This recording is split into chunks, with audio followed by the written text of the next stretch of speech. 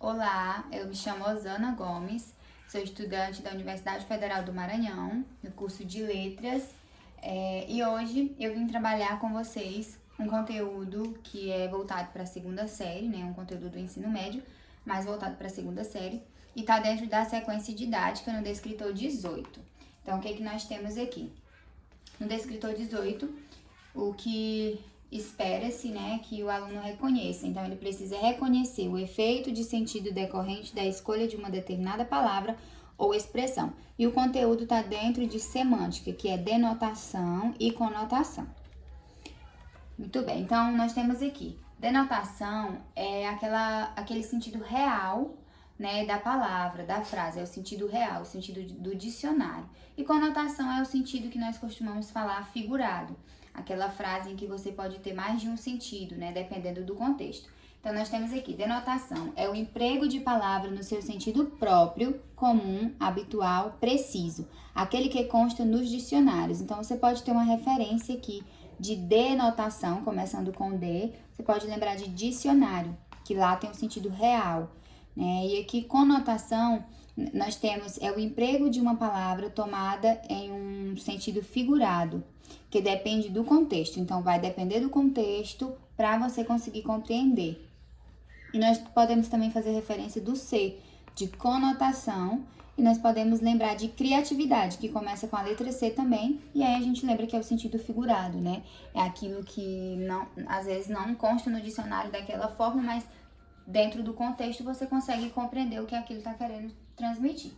Então, agora nós temos aqui uma carta de Galileu, né?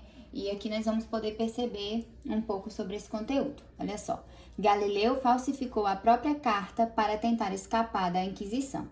Até então, pensava-se que uma carta famosa em que Galileu critica a Bíblia havia sido adulterada para comprometê-lo. Agora, pesquisadores revelaram que ele descascou o mesmo abacaxi e só depois fez rasuras para baixar o tom. Então, aqui nós podemos observar que a frase descascou mesmo o abacaxi tem dois sentidos, o sentido denotativo e o sentido conotativo. O denotativo é aquele que a gente sabe de realmente pegar a fruta e descascar. Porém, nesse contexto não se adequa. O que nós temos que entender é que aqui está no sentido conotativo, porque ele fala no sentido de realmente falar o que ele deveria dizer, né? Descascar o abacaxi no sentido de falar toda a verdade, expor o que ele estava precisando expor naquela carta. E só depois fez rasuras para baixar o tom. Esse baixar o tom, no sentido denotativo, nós podemos entender que é você abaixar o volume, né? Diminuir ali o volume de alguma coisa, então baixar o tom de voz. Mas nós temos também no sentido conotativo, que é quando você tem que baixar o tom, mas no sentido de você se acalmar, você baixar a sua guarda, você parar e baixar ali o tom se você está estressado, né? Nesse sentido. Então, a gente tem ambos aqui, que é sentido denotativo e sentido conotativo. Agora, eu trouxe aqui um texto e através desse texto nós vamos responder umas perguntas, né? Então, olha aqui.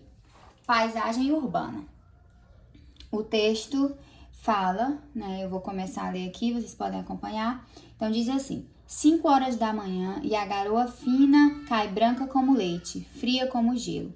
Milhões de gotinhas d'água brilham em trilhos de ferro. Bom dia, diz um homem para o outro homem. Bom dia, por quê? Pensa o outro olhando para um. Um homem quieto e parado é um poste, que espera o trem na estação quase vazia. A máquina aparece na chuva e vem lenta, grave, forte, grande e imensa. Para a máquina desce um branco, uma mulata, o gordo e o magro, 2 meninos maluquinhos. Chegada de uns, partida de outros. No meio de um cheiro áspero de fumaça e óleo diesel, o outro homem entra no trem. Um homem continua um poste, rígido, concreto, e é só quando uma moça desce a escada do vagão carregando uma mala, cabelo preso, com fita e olhar de busca, que o homem poste tem um sobressalto. Os olhares se encontram. O trem vai e os olhares vêm. O mundo é assim. Outro homem se foi, um homem está feliz. Então, é um texto aqui de Maria Fernandes e outros autores também. E agora, nós temos uma expressão que apareceu no texto em destaque, que foi homem poste. Então, a expressão em destaque sugere que o homem está, né? O que você ter em mente quando você escuta homem poste? Letra A. Observando o movimento da estação do trem, desligado da realidade que o circunda, desnorteado com a beleza da moça, preocupado com a vida dele. Letra E. Cansado de esperar o trem. Então, esse homem poste, ele dá o sentido de desligado da realidade que o circunda. Quando você considera alguém um homem poste, alguma pessoa como poste, é porque ela está ali parada, sem ter conexão com tudo que tem ao redor. Então, isso é um sentido que nós chamamos de conotativo, como a gente acabou de estudar, né? Um sentido onde usa a criatividade, onde tem essa alusão aí a coisas, né, que você pode criar e imaginar. Então, aqui é nesse sentido que ele traz. Imagina uma frase que tem muito famosa, né? Salvo engano, ela diz assim: há uma pedra no meio do caminho há uma pedra. Então, para esse autor, ele quis dizer que essa pedra é o quê? Um obstáculo, é um problema. E se você vê essa frase em um livro de biologia, em um livro de geografia, você vai entender que o sentido não é conotativo, realmente é o sentido real. Há uma pedra, né? Então, dentro do contexto de geografia, dentro do contexto de biologia, quando eu digo essa frase, eu entendo que realmente eu estou falando da rocha, da pedra. Mas quando eu trago para um outro contexto, eu compreendo que essa pedra é um obstáculo, é um problema, dessa forma. Então, por isso que a gente tem que conseguir entender o que é o sentido literal e o que é o sentido conotativo. Então, aqui ele está desligado da realidade que o circunda. Quando nós chamamos alguém, né, quando nós nomeamos alguém de homem poste, é nesse sentido. Então, nós temos aqui um outro texto que diz, o título dele diz assim: eu te amo, não diz tudo. O cara diz que te ama, então tá, ele te ama. Sua mulher diz que te ama, então assunto encerrado. Você sabe que é amado porque lhe disseram isso. As três palavrinhas mágicas. Mas ouvir que é amado é uma coisa, sentir-se amado é outra. Uma diferença de quilômetros. A demonstração de amor requer mais do que beijos e palavras. Precisa de lealdade, sinceridade e fidelidade.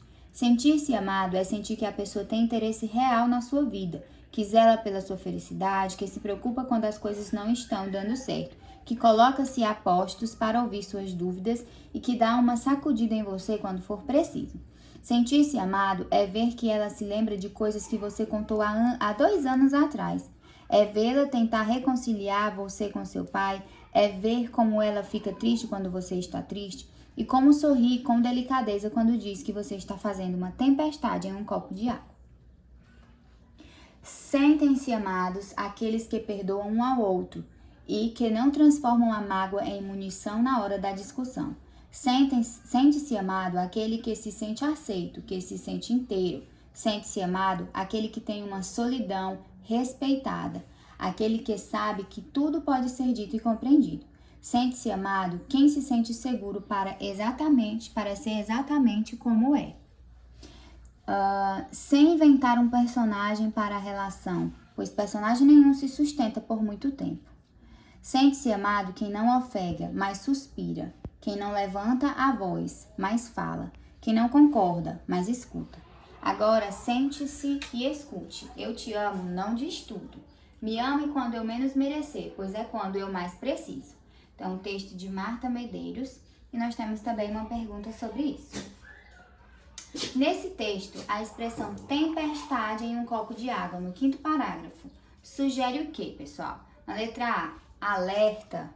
Na letra B, deboche. Na letra C, exagero. D, ilusão. Letra E, tamanho. O que sugere, né? O que diz a frase tempestade em um copo de água?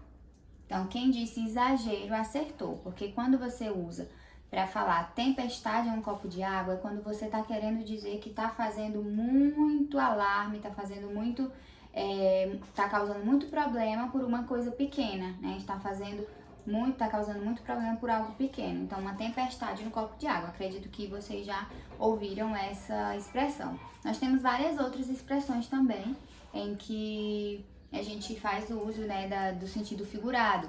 Uma famosa é tire os cavalinhos da chuva. A gente sabe que é no sentido conotativo, né? Tirar os cavalinhos da chuva é não se meter em algo, é não se meter em alguma coisa, né?